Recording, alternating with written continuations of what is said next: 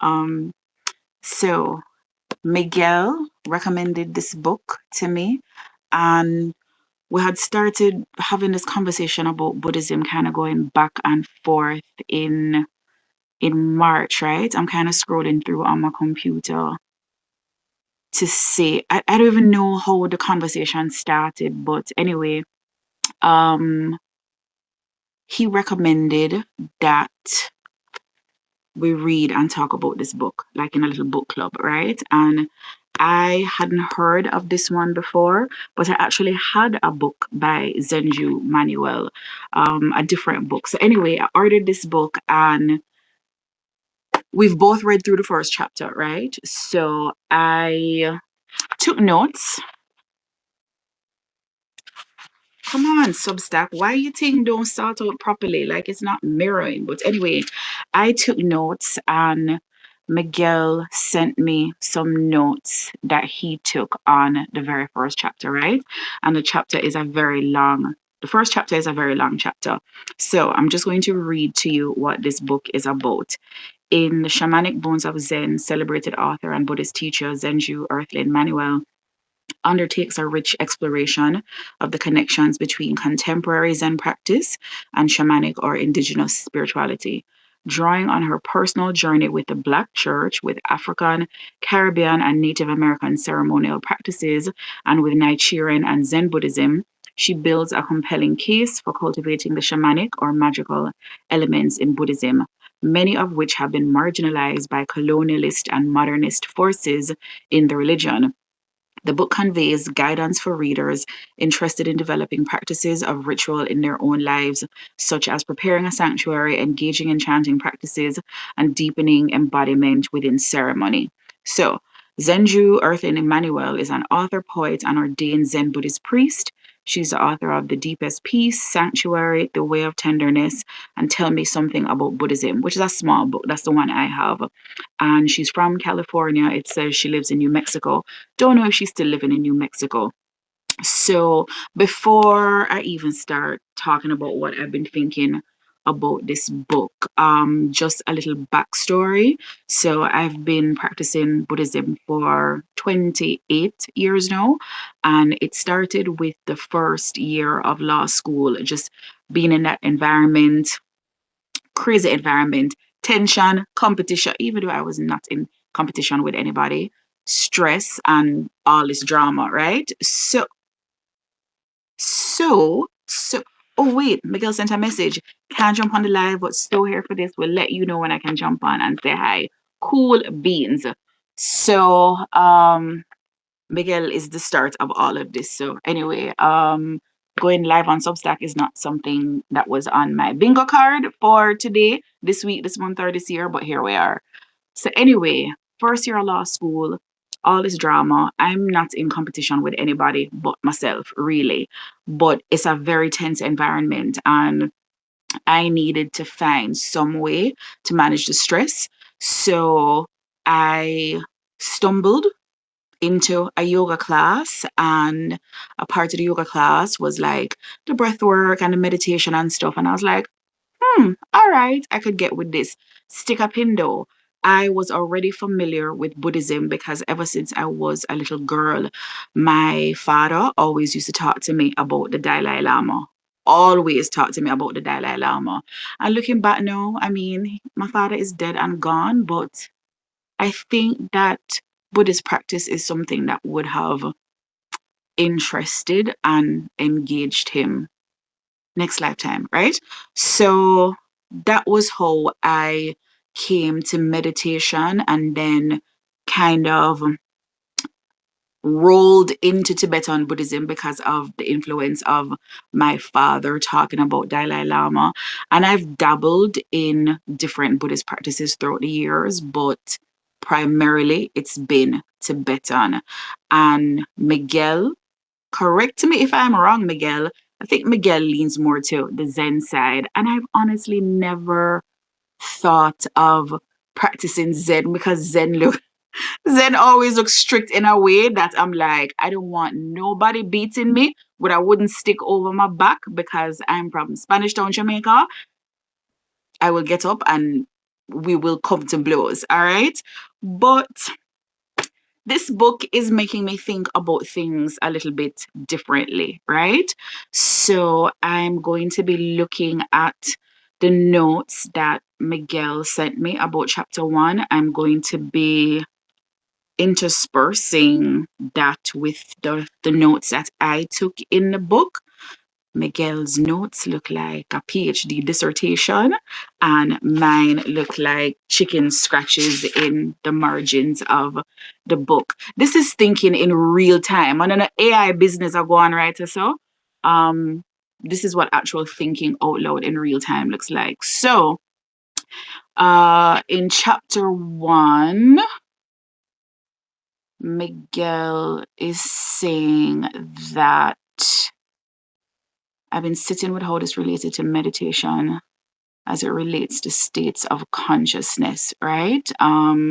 He was talking about the Heart Sutra as it was taught by his sensei, and how just as form is empty, interdependent, so are we as individuals.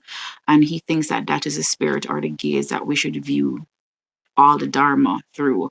Miguel, Lord, me just realize say, me never ask permission from Miguel for talk about him notes, but bear with me. Miguel, um, so one of the things that I highlighted in this first section of the book, I think kind of relates to that. In the first thing that I highlighted was the seeing begins when all is quiet and still, right?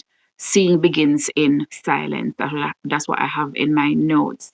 And what he was saying about form as being empty and interdependent, I think it's related, right? As far as being able to see through a different lens that only occurs in silence, right? And in the book, Zenju talks about experiencing these different and altered states through of consciousness through meditation, and I totally get that. It's not happened a lot for me throughout these 28 years of practice, but it has happened. And I think the most intense experience of it was when it was right after my son was just born, and he was he was in the bed and he was sleeping, and I can't remember if it was the first time that I was sitting after I had given birth, but I was sitting there doing my meditation, and there's no other way I could describe it except how she did here as an altered state of consciousness. I was like, it was some at one with the universe type shit, like seriously. And I don't know if it's ever been, I don't think it's ever been that intense. I don't know. Maybe I was like vibing off the hormones after just giving birth, but that's a possibility. Um, so Miguel in his notes also talks about like how the time of the sitting kind of varies. And the time for me has varied so much throughout the years. When I was younger, I used to be able to sit for a lot longer, especially before I gave birth, right? Which giving birth, it sounds weird to say it, even though my kid is 21 years old. I know in recent times, it's been like 10 minutes at a time, right? But I remember years ago, I had come across this thing. I don't remember who said it. And it was like, it's better to sit for 1 minute a day than to say, oh, I'm going to sit for 30 minutes today and I'm going to sit for 2 hours tomorrow. And next week, I'm going to sit down for 40 minutes. That not make it like the consistency is the most important thing, right? Oh, we had also spoke about this article by Benabel Wen, who I first came across when I had gotten one of her tarot books years ago. And then I didn't even know she was on Substack. Miguel was the one who told me she was on Substack. So I saw this article that she had posted, Our Asian Folk Traditions Pagan. And I know that's kind of a little bit off the deep end, not too much, but just a little bit. But we'll get into that. I just wanted to stick a pin right there. So getting into the forward of the book, what else did he talk about? He talked about the fact that elephants honor ancestors by holding bones, right? And how might this tie to Tibetan Buddhism and the Book of the Dead, specifically the point about safe passage in the in between in the bardo. So if you're not familiar, I don't know, I don't think she addresses the bardo in this first chapter of the book, but if you don't know, the bardo is that period after the moment of death, right? Where in Tibetan culture, they sit with you for 40 days, they sit with the dead.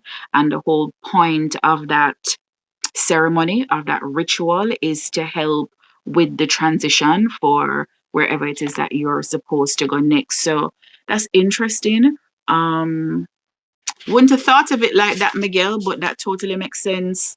I'm trying to find the exact part in chapter 1 where she's talking about the elephants. I know I highlighted it too. Hold on.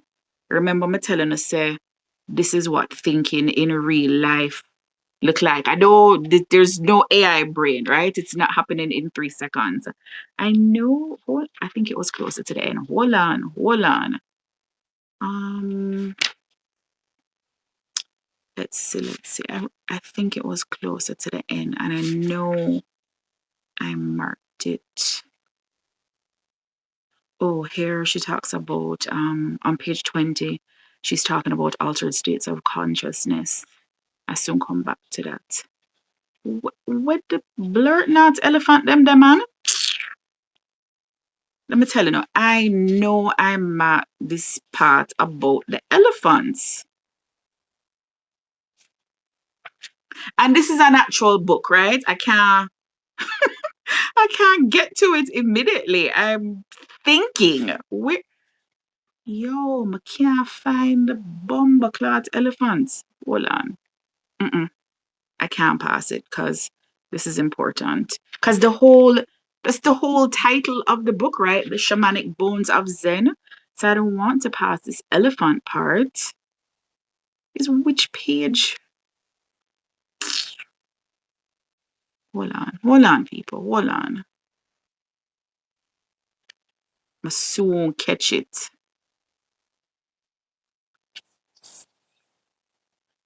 Where I literally feel like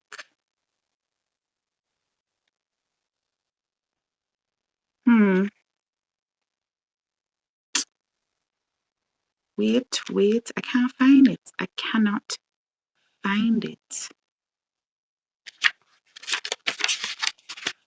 Hold on. Questions, issues, Shinto, Suzuki, the Age of Enlightenment. And I don't know why, I just have this feeling that it was on on a left side page.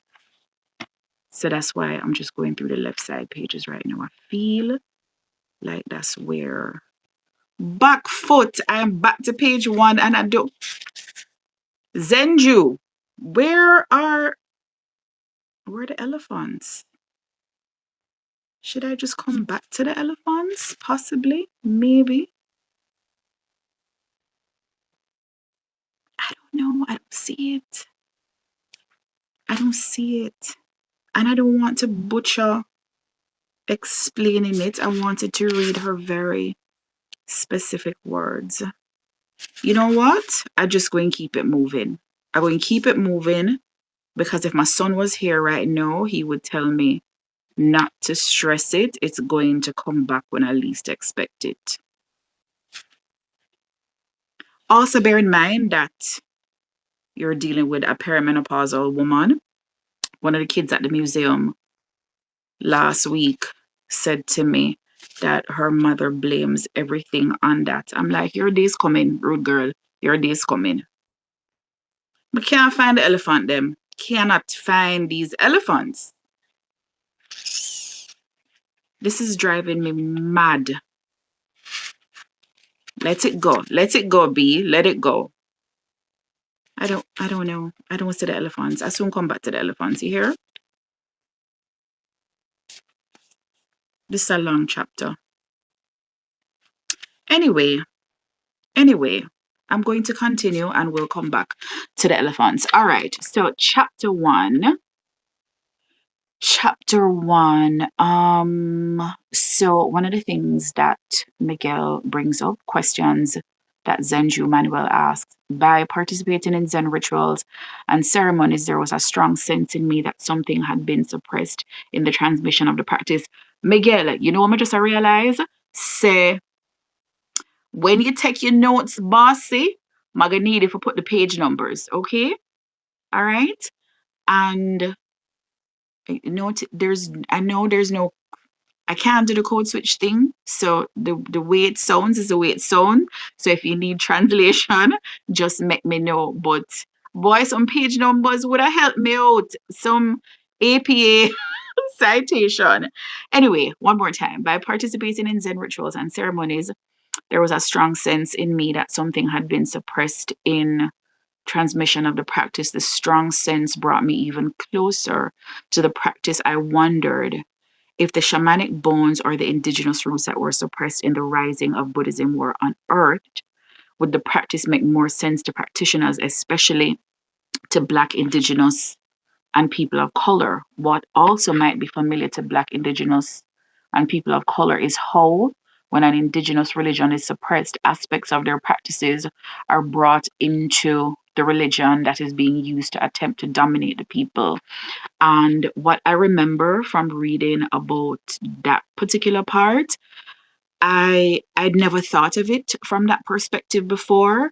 And with Tibetan Buddhism, I've never really separated the magic and the ritual from it, because I actually have a book called, I think it's called Magic and Mystery in Tibet. And like Tibetan Buddhism can go off into some esoteric lanes, right? And it's not as it's not as whitewashed as a lot of other types of the practice are. Maybe Western washed is a better word to use.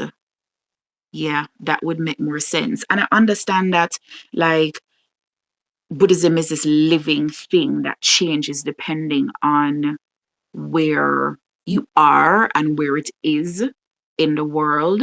But I can also agree with how, if these religions came up among indigenous people, but you want it to be more palatable to people in other places, that you're going to strip it of its roots, strip it of the bones, is probably what she would say in this instance, right? And just because you stripped this thing of its bones, it doesn't take away from the fact that that's where it originated. And to be able to tap into that particular lineage, I'm sure it would heighten the practice. But how many people who actually practice in all these different lineages, like, do they even know what these origins are? But anyway, that's my whole thought where that is concerned.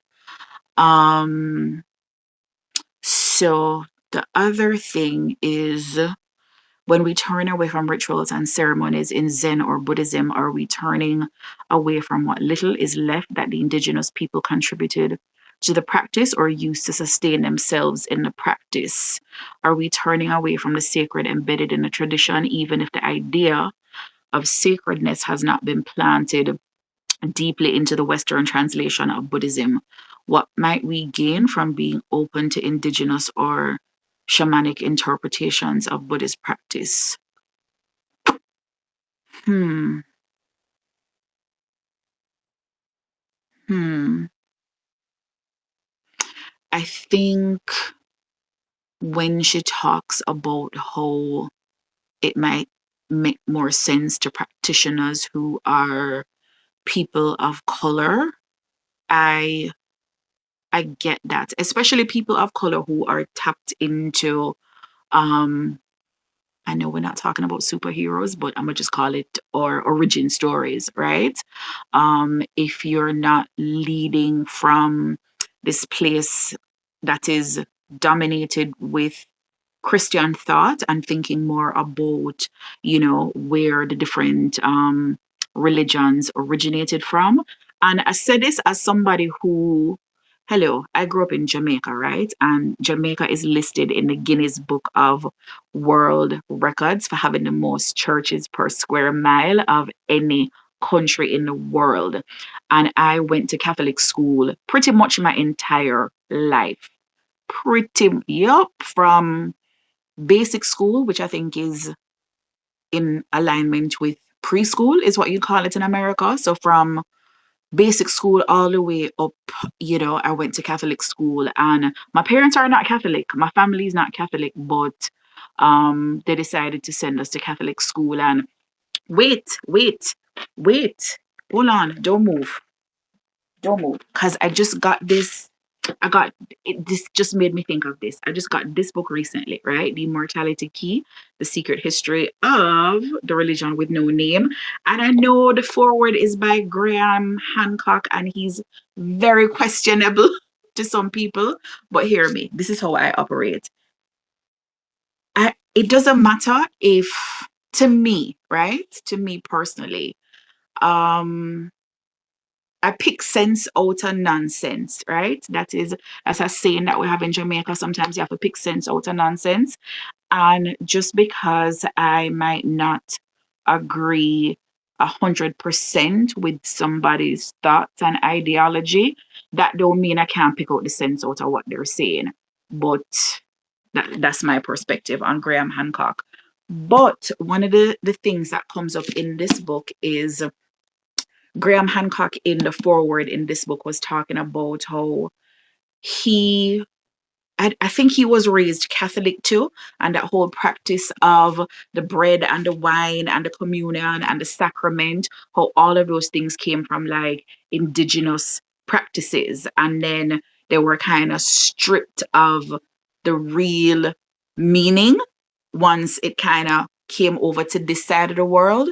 And I think that kind of is in alignment with that. And I remember being a little girl in Catholic school, and like the school knew who wasn't Catholic, right? So they would separate out the non-Catholic students from the Catholic students, and then the Catholic students would get to go up and partake of the sacrament and do the bread and the wine thing, and then us non-Catholics would be sitting there going, and literally my entire time going through school, I wonder what that tastes like. I wonder what the bread tastes like. And I wonder what the wine tastes like. But that literally, I just read about that this morning in this book where, Graham Hancock is talking about that very particular sacrament. That's an interesting connection. But anyway, I soon wrap this up. I don't even know how long I've been here, but due to how I have nothing else to go on today.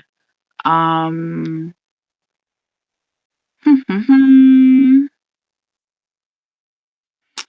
okay, so I'm looking at Miguel's notes.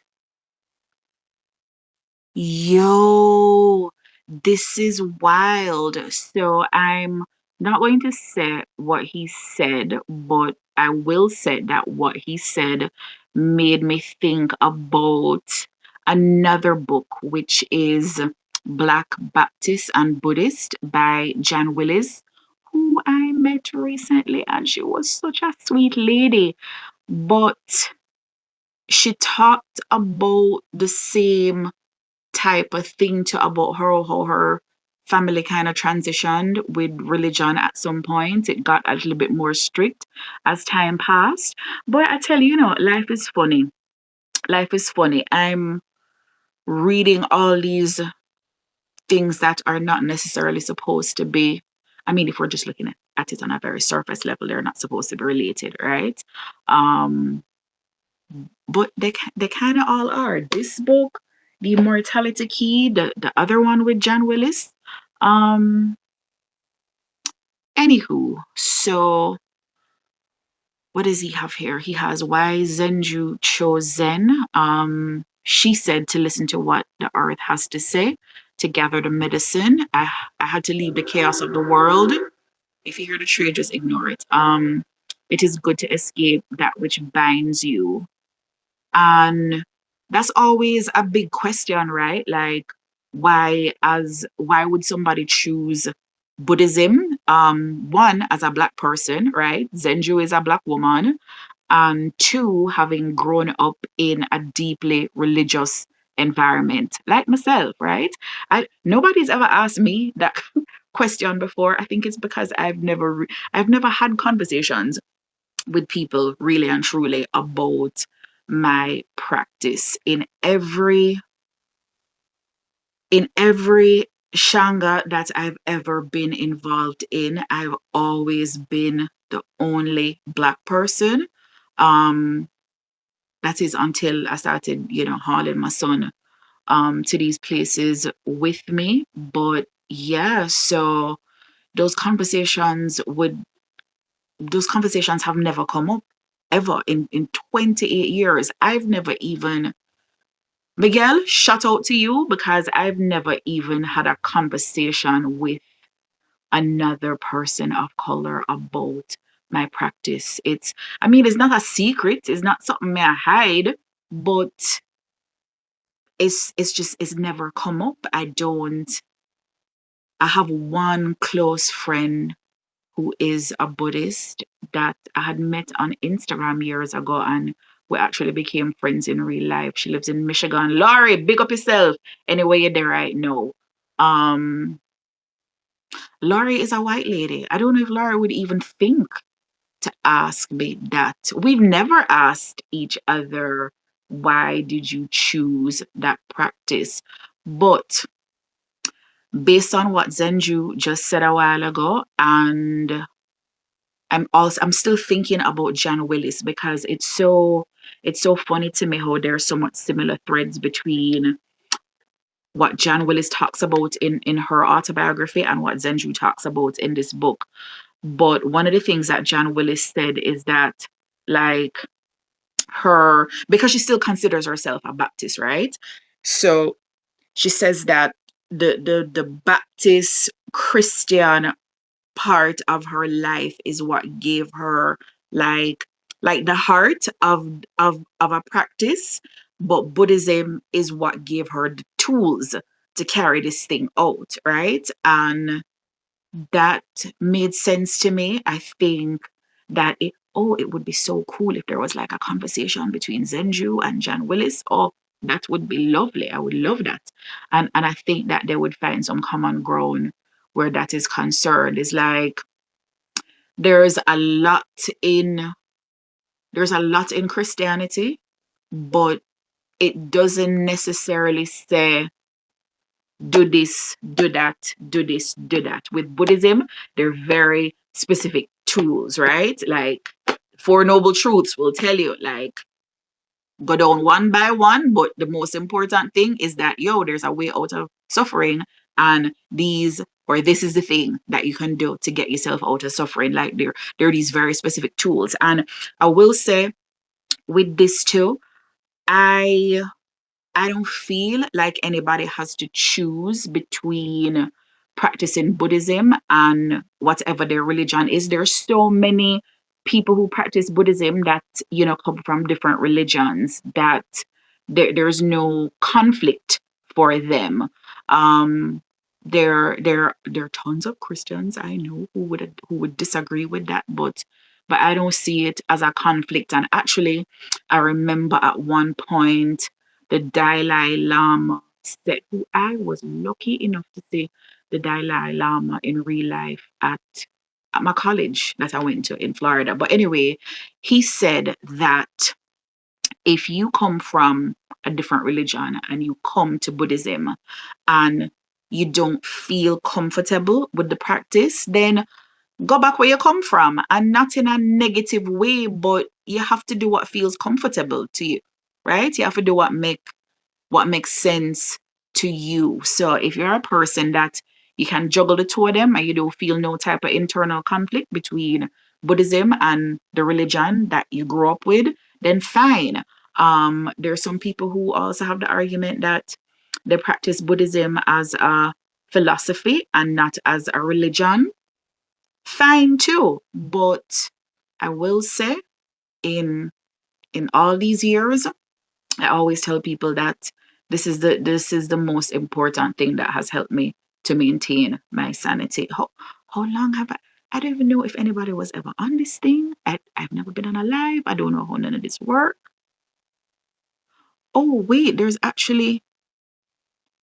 things being said. Miguel, you're there. Oh, that's hilarious. I did totally miss that it doesn't go up and down. Oh God. All right. Ade are doing thing. That's cool. That's cool. Um okay. I'm going to hurry up and finish. And I realize that I'm going to have to sit with these notes and digest them and really compare them to mine. I just this whole thing with this discussion of Buddhism started with us on Substack, and I was like, you know what? Bucket two tears in a bucket. I'm gonna just hop on here and do the thing. But I really do want to take some more time to kind of compare notes. Bridging, Miguel, it would have easier if it did there, you just have to go bring Adip on the live. That's all I'm saying. Um, let's see. He's highlighted some notes here. Through ritual and ceremony, I was able to transform my internalized oppression into enchantment accessible within.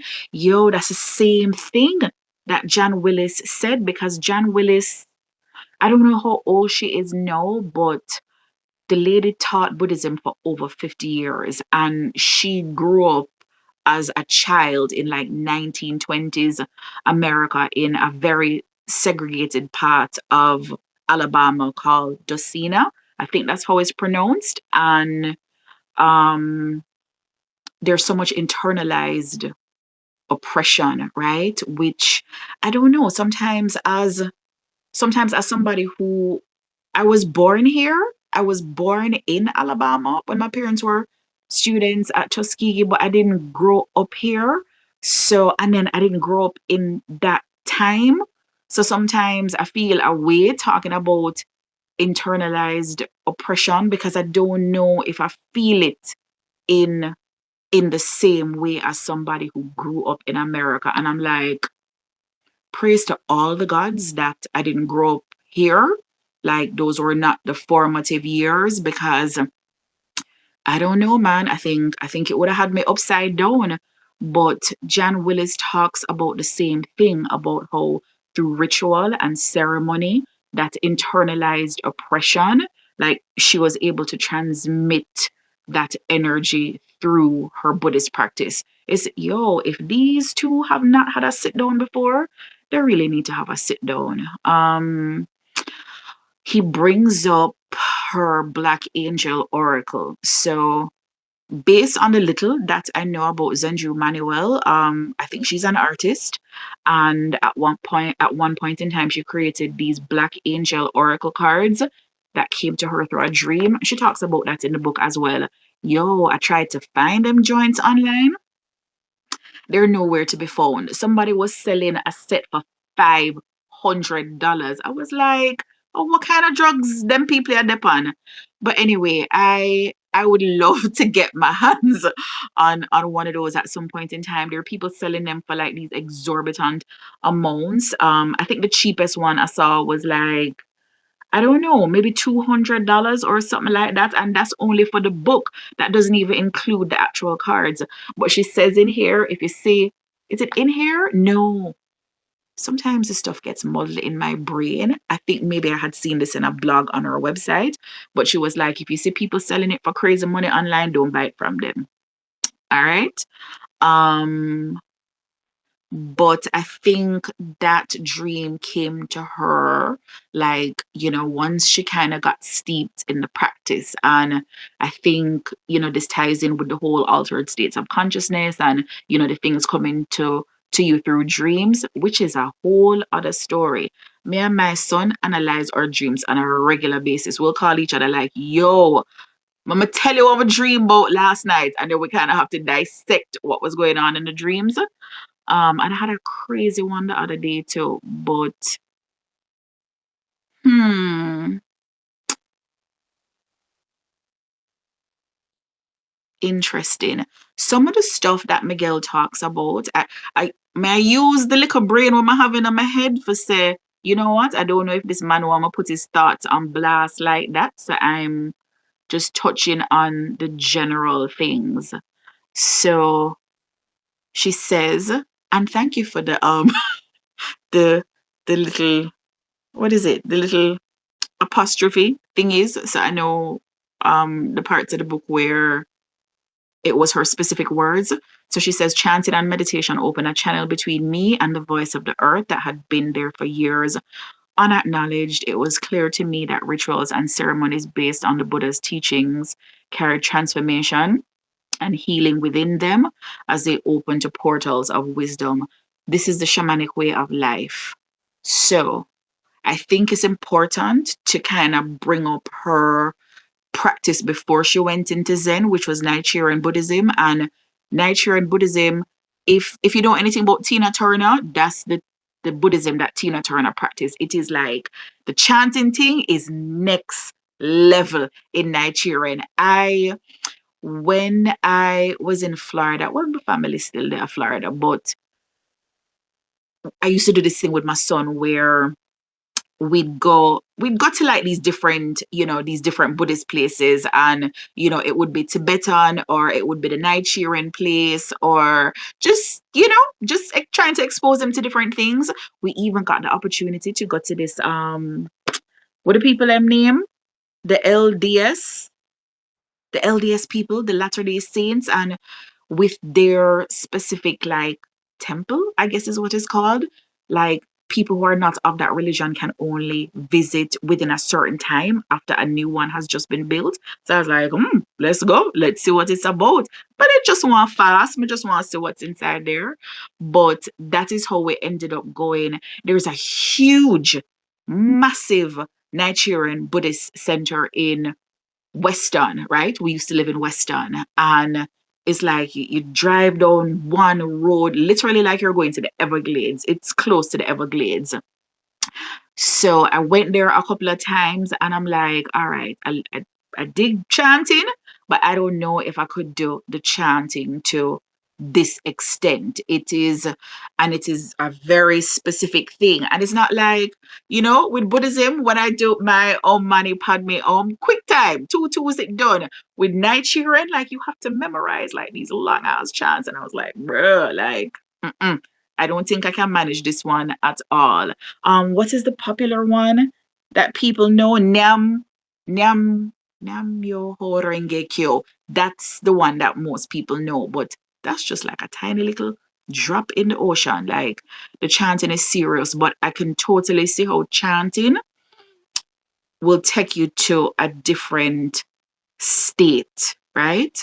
Which, like, that's the whole purpose of it. So I think her background in Nichiren, and then bringing that practice over to Zen, I can see how it could open up some portals.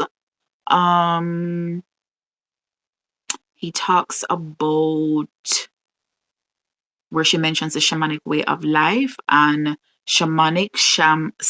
I don't know how to pronounce this properly. Like, the origins of the word means to know, and to know is not an intellectual process. It is to know the spirit of things, of people, of life, the nature of the unseen world behind our physical world. Yeah, yeah, I vibe with that. I tell people all the time that I'm like, I think of myself as like half woo woo, half science. I love my science and I love my woo woo, but really and truly, I think the science is just a process of trying to explain the woo woo at the end of the day, right? but I definitely vibe with that. To know is not an intellectual process. Yeah, yeah, absolutely, absolutely. There are things that I know. My mother called me, Mommy, hold on. My mother calls me every day on her way home from school. She's calling me right now, but I'm going to call her back. Yeah. Okay, so other things he said, I'm gonna hold on to the man business. Okay, so on forms and forms, I just realized that I'm like, I haven't been reading through my notes. I've just been reading through Miguel's notes this whole time. The shaman is guided by the forms of this world, by nature. All forms, including ourselves, are of nature, from nature. Totally. The forms of the forest, like a hawk or a tree, may be the messenger of wisdom for the shaman. Therefore, the shaman develops a relationship with nature, with all forms, including other human beings. Form is the conduit, the connection to wisdom. Yeah, I totally get that. And I, I'm kind of thinking now about what you mentioned before about how, like, entering Buddhism, particularly Zen, through a shamanic perspective, why it might make more sense to people of color, because this is what we're about, right? Like this deep connection with nature. And even if I had no idea, I'm thinking of all the years of my life where, like, shamanic wasn't even a part of my day-to-day vocabulary. It's not something that I was thinking about, right? Like, I'm still communing with nature, right? I grew up in Jamaica in an environment where my dad was an agricultural scientist, and but if you just ask him, he'll tell you that he's a simple farmer, right? And I grew up in this environment in Jamaica where, like, we're on a farm. We lived in this rural place for a very, very long time, right? The only person I had to play with was my brother and the animals. That was it. But when you grow up in an environment like that, as opposed to, I think about my cousins who grew up in the Bronx, like, woo, no disrespect to 11 and Carlisle, big up on yourself, whatever on the day. But I think growing up in nature just gives you a different perspective of it. And even now where I live, I know that's one of the reasons why I picked this particular place. Like I bought this property blind. Jamaican people would have said, buy puss in a bag.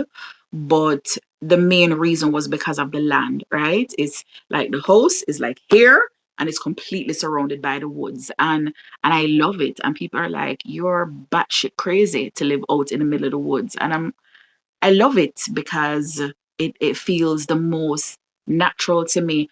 But I can totally get why people of color, like, entering through a shamanic door, if you will, into Buddhism would totally make sense. It also, I think she brings up Shintoism in this as well. And that was like the original religion, right, in Japan before Buddhism kind of made its way over there.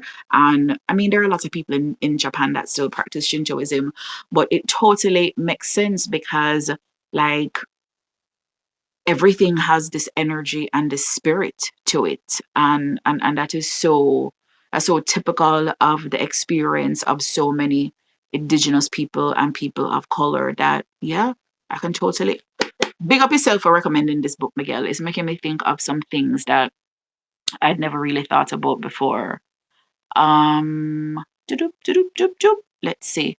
Protecting the medicine. Oh, this is the last. Oh, we're almost done, people. Oh, wait. Back up. So, one of the other quotes that he puts in his note says, in essence, I am speaking of stillness of the mind and body as a different consciousness than that of our everyday busy lives. Oh, completely. Totally, right? Stick up in here though.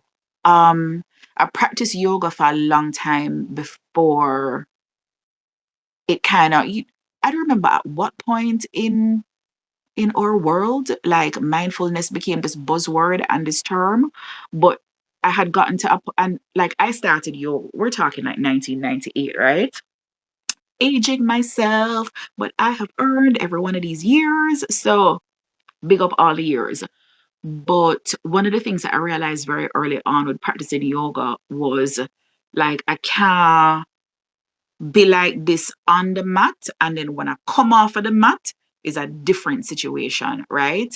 Like how can I bring this feeling? How can I bring this practice like off the mat and um outside the yoga class into real life? And I think that's kind of what she's touching on here. Um and yes, you can bring mindfulness into your day-to-day life, but like the practice of sitting is a whole different ball game, and that is one of those experiential things, right? It's like no amount of me talking to you about what a sitting meditation practice can do, like you're not gonna know unless you do it. You understand what I say? Like you have to be in it to get it. But she says there is a semi-altered state that opens your life and provides an expansion in such stillness. Over time, the expansion may become more of a shamanic experience in which there is an awakened state of consciousness, something much more vast than the intellectual mind. Shamans are awakened ones who can guide others to awakening. And I remember when she said that because I had made a note about like that's the essence of being a Buddha, right? The reason why the Dalai Lama is always reincarnating is because I have to I have to bring this, I have to like free everybody, right? From samsara. Like that's the whole idea. Um Shamans are awakened ones who can guide others to their awakening. It's the same thing. It's the same thing with Buddhist practice, right? The whole objective is to not be mired in suffering. And one of the things that had appealed to me from the very beginning about Buddhism was nobody now tell you do this, do that. There's like the dogma that is, well, how I grew up. That dogma that was there, like it was freed from that. And it's like I always feel that Buddhists are like, even the Buddha was like, yo, come do this thing. Like I got out of suffering by doing this thing. And if you do this thing and it help you, then kudos to you. I'm not force you. Nobody not press you, but here are the tools. And if it helps you, then it helps you. But again, nobody's forcing you, right? But the whole objective is to get yourself out of suffering, because that's the first noble truth, right? Like this life is suffering. There's no getting out of that in this life, except except through this practice. Oh, this also reminds me, there was a study that was done one time where like one of the whole objectives of Buddhism, right, is to like not be attached and to release desire. And the what came out of that was that the Buddhist monks were attached to non-attachment. I thought that shit was hilarious. Let's see. All right, people, may I wrap it up now? I'm here talking like there's anybody on this thing, but progeny, like I'll send it to my child, and someday when I have, grandchildren, maybe they'll see it too. Protecting the medicine. I believe that there are Eastern perspectives on the ritual. Oh, this is coming from Zenju. Big up again, Miguel, for your quotation marks. I believe that there are Eastern perspective on the rituals and ceremonies of Zen that have not been transmitted to the West. Without the full and complete transmission, we're left in the middle of the road, so to speak. There is more to our development as seers in a seeing practice. Honestly, I feel like you'd have to go to the source. You know what I mean? I feel like you'd have to go to the source because, when I think of Western practitioners, like yeah, you might have been at this thing for like a super long time, but like, do you really know? Do you really know? Do you really know all like the little secret tidbits? Like, you know, can you do the magic flying yoga from Tibet thing? Like you got to know some stuff, right? Um, so that's why I have deep admiration for folks like Jan Willis. When Jan Willis went to Tibet to study Buddhism, she was 19 years old. 19 years old. And I think this woman is probably in her 70s no. And when I met her recently, had the opportunity to go to lunch with her and, talking more about her practice, she was saying that how she learned Tibetan was through chanting, and she was the only person, well, the only grown up person in like Tibetan school with little children, and then just hearing the chanting every day over and over and over and over again. That's how she was able to learn how to chant and how to learn it. But she was right there in Tibet at the source. You know what I mean?